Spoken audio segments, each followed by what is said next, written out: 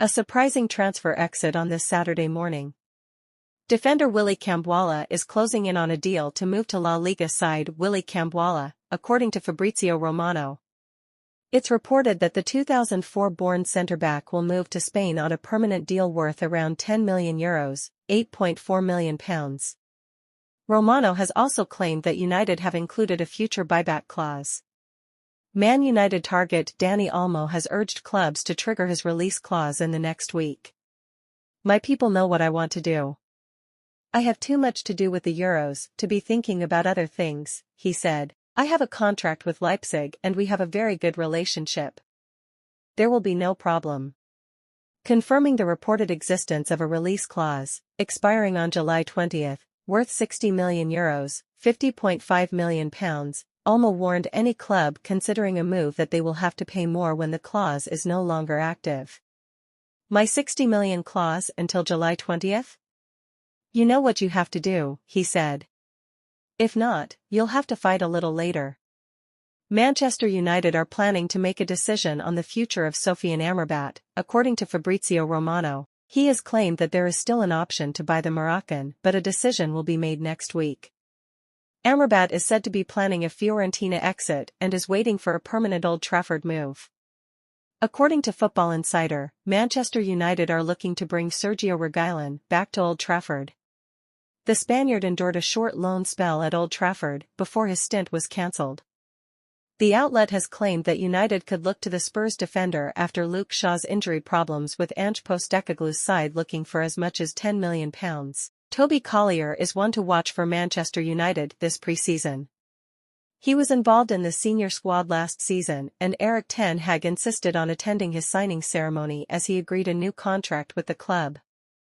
The 20-year-old signed a new deal until 2027, with the option of an additional year, on Thursday.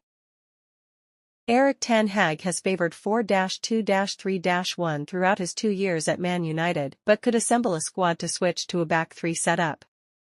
England's transition from a back four to a back three at the European Championship has been serene, seamless, and also a tad fortuitous. If Switzerland had not adopted the setup, it is unlikely Gareth Southgate would have matched them in the quarter-finals. The victory over the Netherlands was Southgate's best night in the dugout as England's opponents were forced to adapt. Knight are prioritising centre-backs when their most significant addition will be the midfielder to take a back seat behind Mainu. Mason Mount, Casemiro, Christian Eriksen nor Scott McTominay are the answer. A defensive trio of Matthijs de Ligt, Jared Branthwaite and Lisandro Martinez would give United a solid and skillful foundation to shape-shift. Martinez has experience of playing in midfield though is untried there for United, while Branthwaite and de Ligt are footballing defenders who ought to be at ease striding into the middle third. Shaw and Diogo Dalot are purposeful full-backs capable of assuming the responsibility of wing-backs. Dalot added a string to his bow last season with those diagonal charges to the final third, yielding a winning goal at Brighton and Maw. United can get a tune out of Bruno Fernandes wherever he plays. Alejandro Garnacho, a winger, jars with a back three formation, but he has the engine to double as a wing-back. Bukayo Saka has caught fire for England since he was repositioned there, and that purportedly deeper role fueled his average higher positions against the Swiss and the Dutch. Ahmad, with his incision and stints as a false nine, would be a legitimate option. Mount's greatest night in football was as one of the two behind Timo Werner in Chelsea's Champions League final triumph 3 years ago. Latest Manchester United transfer news, with Erik ten Hag facing a number of attacking decisions following the arrival of Joshua Zirkzee. While Zirkzee is expected to play a key role next season, an immediate place in the starting 11 is unlikely, with Højlund regaining his place as United work to find a more balanced midfield that can see Fernandes return to his favoured position.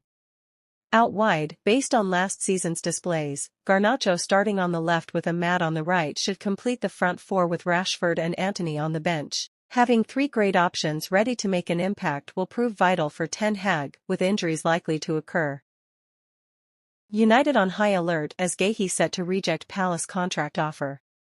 According to a report by The Sun, United and Arsenal are on high alert as Marc Guéhi is set to reject a new contract offer at Crystal Palace. The centre-back has been arguably England's best player at the European Championship and his stock is on the rise.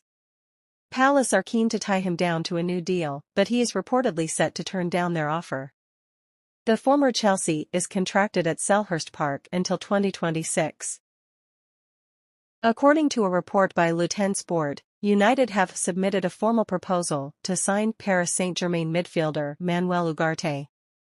United are keen to strengthen their midfield options this summer, and Ugarte has been linked with a move to Old Trafford over the last few weeks. It is reported that United are pushing hard to sign the Uruguay international, have submitted a proposal worth around £38 million. United spent a further £30.3 million on legal fees and other costs related to Sir Jim Ratcliffe's deal to buy 27.7% of the club earlier this year, their latest accounts have revealed. It was already known that United would be paying the fees associated with the £1.25 billion deal for Ineos to acquire a minority stake in the club, and the accounts for the first 3 months of the year have revealed further details, with costs associated both to Ratcliffe as the buyer and the Glazer family.